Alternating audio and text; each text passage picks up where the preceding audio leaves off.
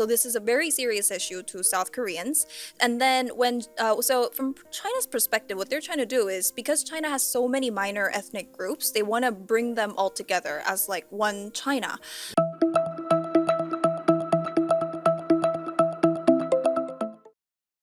최근 전 세계적으로 한류의 인기가 최고조에 달하며 한식의 위상 역시 그 어느 때보다 높아지고 있습니다. 해외 곳곳에서는 한식당에 입장하기 위해 몇 시간씩 줄을 서는 진풍경이 흔하게 벌어지고 있죠. 그런데 이 폭발적인 열기 속에서 엉뚱하게 움직이기 시작한 나라가 있습니다. 바로 중국입니다. 한국의 상징이자 전 세계인이 사랑하는 김치와 비빔밥을 또다시 자신들의 것이라며 억지를 부리기 시작한 건데요. 중국 관영 매체들은 국제 인증을 받았다며 대대적인 홍보에 나섰고 급기야 지방정부의 무형문화재로 등록하는 황당한 총극까지 벌였습니다. 하지만 세계의 반응은 그들의 기대와 달랐습니다. 해외 주요 언론들이 즉각 팩트체크에 나섰고 글로벌 유명 유튜버들은 직접 진실을 눈으로 확인하기 위해 한국을 찾고 있습니다. 오늘 영상에서는 이 사태를 날카롭게 조명한 독일 DW 뉴스와 싱가폴 BBC의 토론 영상을 먼저 살펴보겠습니다.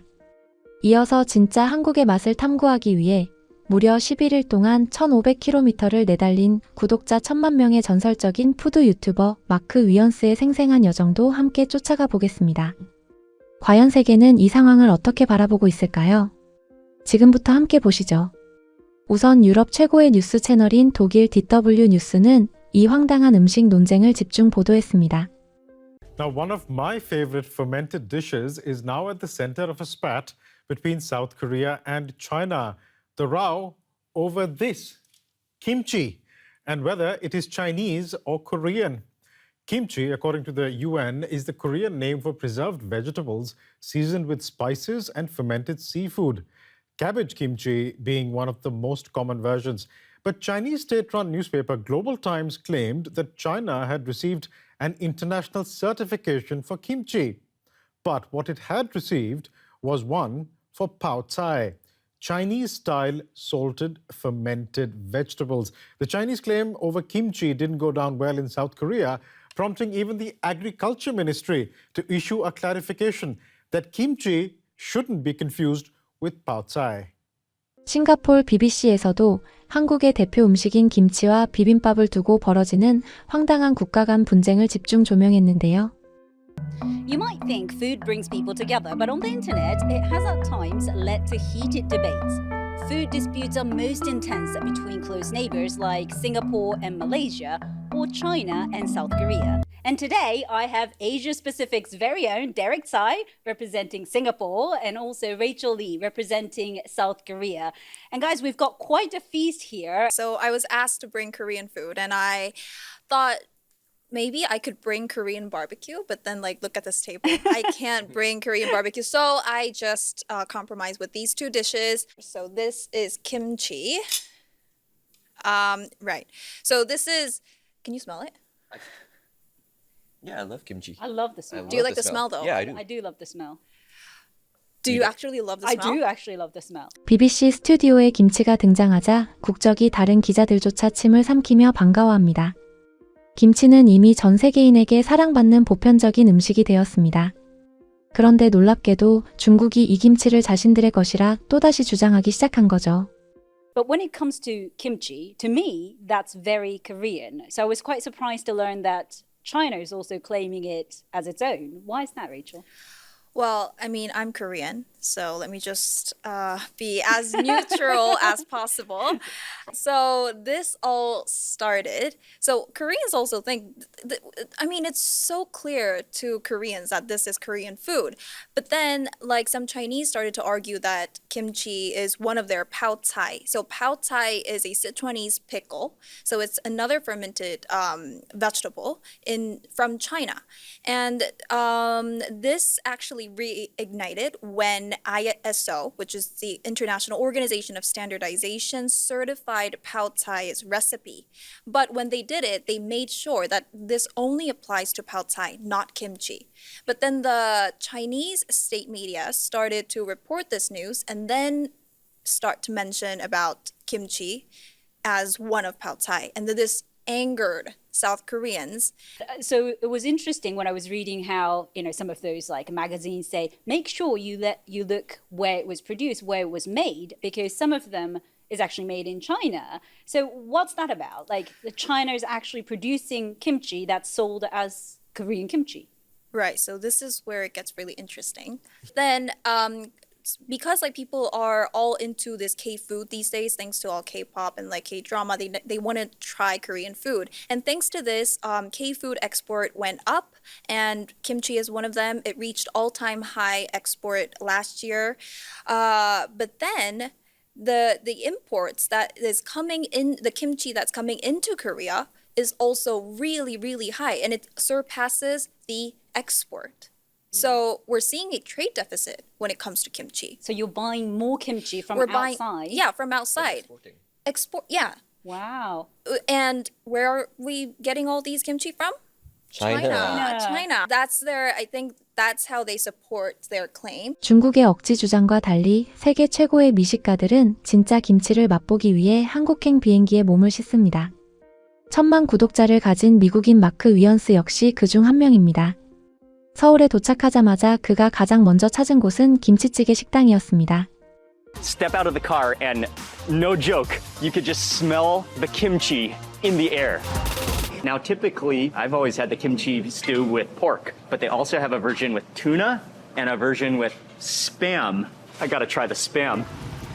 Oh, they really have a system down. And again, kimchi jjigae is all about the kimchi. The kimchi is what makes or breaks kimchi jjigae. So they're not making any mistakes with the kimchi here. They have a huge pan of the kimchi. That first goes into the pan. Then he adds in some chili, some garlic, some other seasonings, some onions. That goes into your pan. From there, you choose your protein of choice, whether that be pork, whether that be tuna, whether that be spam.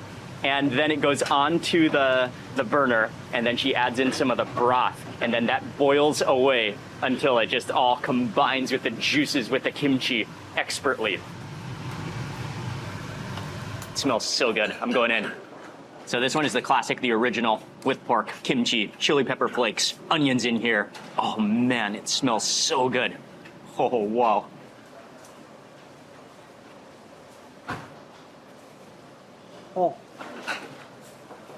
Oh, that's hot. Oh, it's still on fire. Oh, it's so good. Because it's all about kimchi, the kimchi is what makes or break the kimchi jjigae. And because kimchi is a fermented food, there's such a varying range of flavors and tastes. And how fermented it is and how fresh it is can have a huge impact on the flavor of this dish. Okay, the next version that I just absolutely had to try is the spam version. Big cubes of spam, kimchi, tofu in here, all the same ingredients, just massive cubes of spam.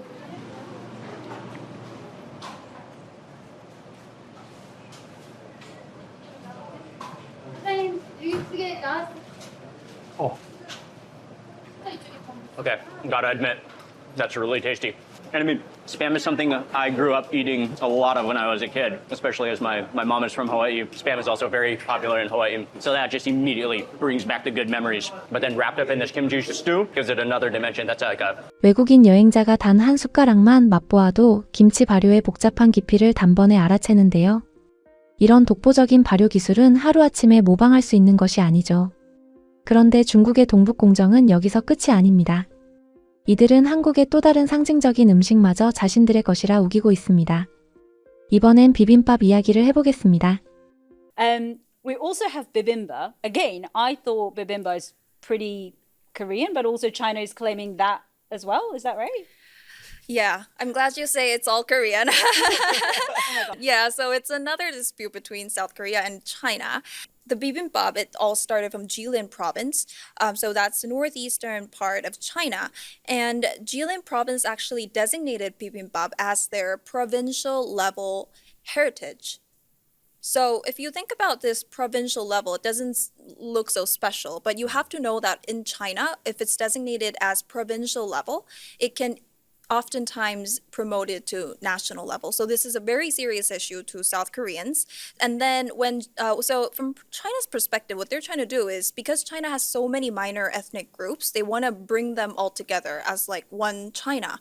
So after the designation, the Jilin province started to like do a lot of advertisement and commercial about bibimbap being their provincial heritage.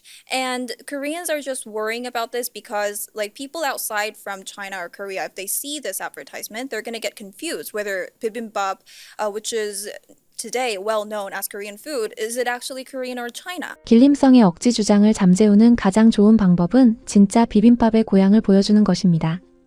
마크 위언스는 최고의 비빔밥을 맛보기 위해 자동차로 수백 킬로미터를 달려 전라북도 전주로 향합니다.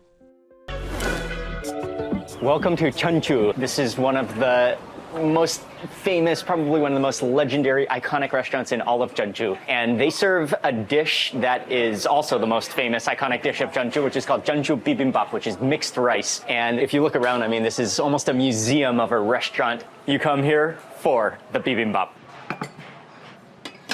We're gonna start with the original Jeonju bibimbap. You have all the beautiful toppings, but you have to destroy it by mixing it all completely. Oh, and there's, I do, Jeonju is also famous for bean sprouts, so there are bean sprouts on here, although they were hidden. You mix it, you gotta fully mix everything with the rice below. You want every bite to be completely mixed in with the same amount of ingredients, an even coating.